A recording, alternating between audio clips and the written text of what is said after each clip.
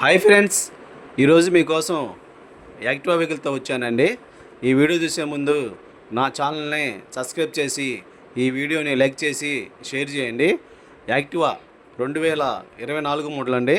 White కలర్లో ఉంది. Outlook engine చాలా గుడ్ కండిషన్లో ఉందండి. ఒకసారి చూడండి, వెహికల్ చాలా నీట్గా వాడారండి.